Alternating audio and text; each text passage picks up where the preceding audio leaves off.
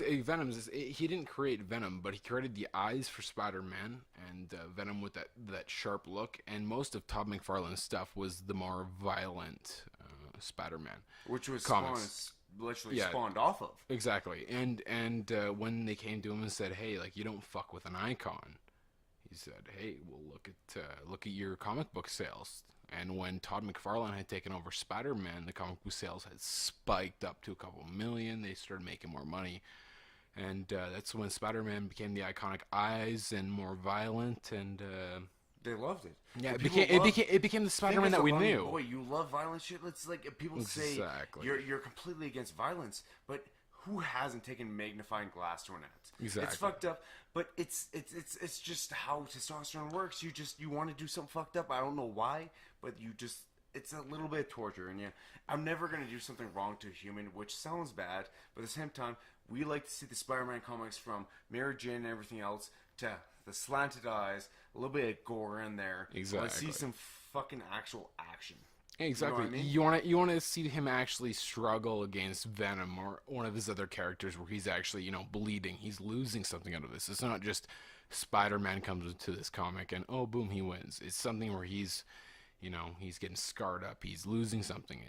He's got a little bit of danger to him compared to what it was, and that's what he added to it. And that's when the guys left and created Spawn, and it changed the 50s bad person and the whole thing where it's the bad person is raping women or list to versus he's a bad person for a reason. He got fucked over at one point where he turns around and goes, you know what? Fuck society. Fuck all this shit. Fuck right wing, left wing, all this shit. I just want to do what's right according to my mind. I may be a sociopath, but that became a good comic. Yeah, I understand. I think when he took it over, it went from that exact same thing just to instead of the superhero comes in and beats the guy immediately, it came into a struggle where the guy was a little bit evil. You can see the little bit of evil in the guy who's stopping the guy. The guy's coming in, he's beating up the character because his daughter needs medication or something, and Spider-Man's a little bit evil because, he stops her from getting that money for helping out his daughter. He loses something out of that. He gets beat up. It makes people question the morality in the sense of who was actually the bad person.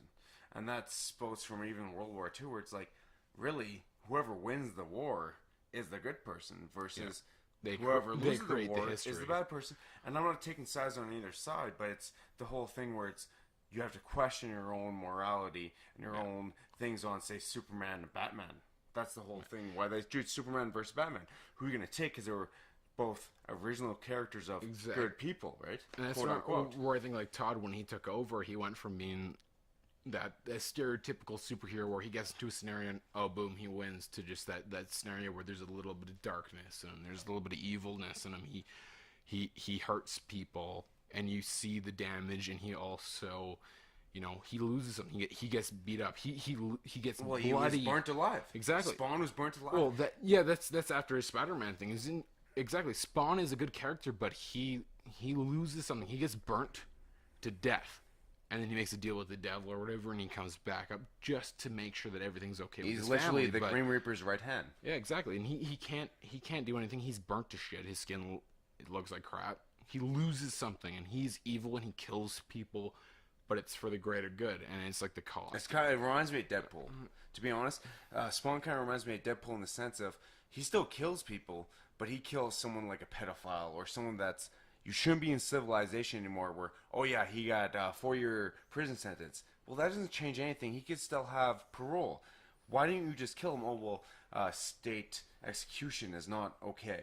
Well, back in the day, someone that was like, yeah, you touched my 8-year-old daughter. The town just came together and was like, "You're dead." Yeah. Oh, of course. That's not okay. Yeah, but I think Deadpool has a little bit more flexible morality than Spawn. I think Spawn has more set morality. Like he made his deal with the devil to like protect his family and kind of punish bad guys. I think Deadpool, like he has his healing ability. He's the mark with the mouth. Spawn's more realistic. Yeah, I think Deadpool doesn't really care about the morality of things because he's fucked up.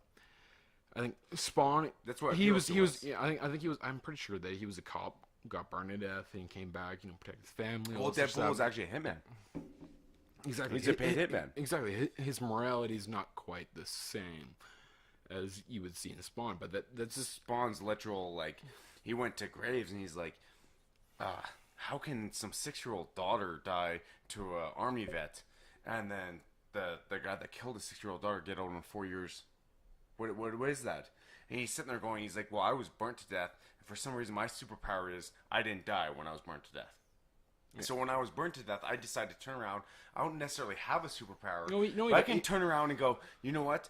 I look fucked up. My face is fucked up. I'm going to look at you, and my first factor is I'm going to scare the shit out of you. Second factor is I got 2 fucking swords in my side and a shotgun. No, he's got the chains and everything else. He's got superpowers. He does. But he's not the sense of Deadpool where he's indestructible. I can't remember like 100%, but I'm pretty sure that he had made a deal with the devil to come back alive to make sure that his family was okay. Deadpool got his powers, but he never had that kind of morality. He was looking for his girlfriend, and after that, even like later into the comic books, he doesn't really care. Like the person he ends up dating is Death, like the actual Death, because like he can't fucking die because his super healing is beyond even that of Wolverine's.